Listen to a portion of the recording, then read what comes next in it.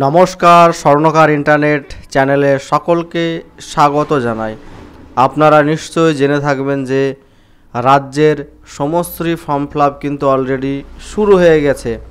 কোন কোন কারণের জন্য আপনারা টাকা পাবেন না, আপনাদের ফর্ম রিজেক্ট হয়ে যাবে, সেই বিষয় নিয়ে কিন্তু আলোচনা করব এই ভিডিওতে।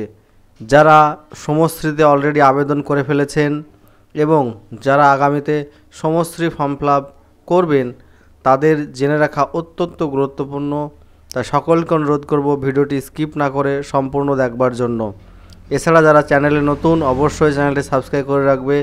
আর যে সমস্ত বন্ধুরা অলরেডি চ্যানেল সাবস্ক্রাইব করে রেখেছেন তারা অবশ্যই ভিডিওটি লাইক এবং শেয়ার করবেন।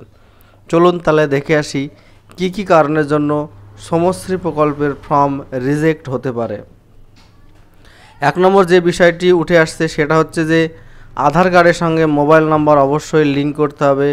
লিঙ্ক না থাকলে কিন্তু টাকা আপনারা পাবেন না। এছাড়া আধার কার্ডে যে নাম রয়েছে ভোটার আপনার ব্যাংক অ্যাকাউন্টেও কিন্তু একই নাম থাকতে হবে। যদি অন্য নাম থাকে তাহলে কিন্তু আপনি টাকা পাবেন না, কারণ এই প্রকল্পের টাকা কিন্তু আধার বেস পেমেন্ট হবে, মানে অর্থাৎ আধার নাম্বার দিয়ে ক্লিক করে যে ব্যাংকের সঙ্গে যে অথেন্টিকেশন থাকে আধার কার্ডের, তার মাধ্যমেই কিন্তু আপনারা টাকাটি পাবেন। অর্থাৎ আপনাকে অবশ্যই ব্যাংকের বইয়ে যে নাম রয়েছে আধার কার্ডে সেই নাম লাগবে। যদি সেই নাম না থাকে তাহলে অবশ্যই আপনারা সেই নামে আপনার ব্যাংক অ্যাকাউন্ট অথবা আপনার আধার কার্ড অবশ্যই সংশোধন করে সেটি সমাধান করে নেবেন। আর একটা বিষয় যেটা আলোচনা করব যে সমশ্রী ফর্ম ফিল আপ করতে যে তথ্যগুলি আপনাদের লাগছে, অর্থাৎ যে ডকুমেন্টগুলি আপনারা দেবেন সেগুলো একটু দেখে নেই।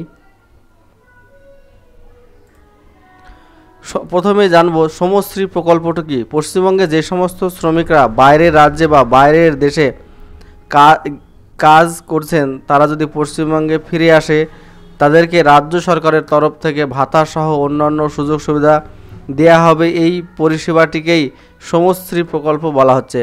সমশ্রী প্রকল্পের সুবিধা: ভ্রমণ ভাতা স্বরূপ শ্রমিকটি বাড়ি ফিরে আসলেই সাথে সাথে 5,000 টাকা দেওয়া হবে। যতদিন না পর্যন্ত কাজ পাচ্ছে শ্রমিকটি ততদিন প্রতি মাসে 5,000 টাকা করে দেওয়া হবে 12 মাস পর্যন্ত। শ্রমিকটিকে রেশন দেওয়ার ব্যবস্থা হবে। কমিউনিটি কিচেনের মাধ্যমে খাবারের ব্যবস্থা করা হবে। স্বাস্থ্যসাথী কার্ডের ব্যবস্থা করা হবে। শ্রমিকটি যদি কোনো ব্যবসা খুলতে চায় বা কোনো কাজ করতে চায় তার জন্য লোনের ব্যবস্থা করা হবে। শ্রমিকটিকে জব কার্ডের কাজ দেওয়া হবে। শ্রমিকের ছেলে মেয়েদের স্কুলের পড়াশোনার সুবিধা দেওয়া হবে। তাদেরকে স্কলারশিপ এবং রাজ্য সরকারের বিভিন্ন প্রকল্পের সুযোগ সুবিধা দেওয়া হবে।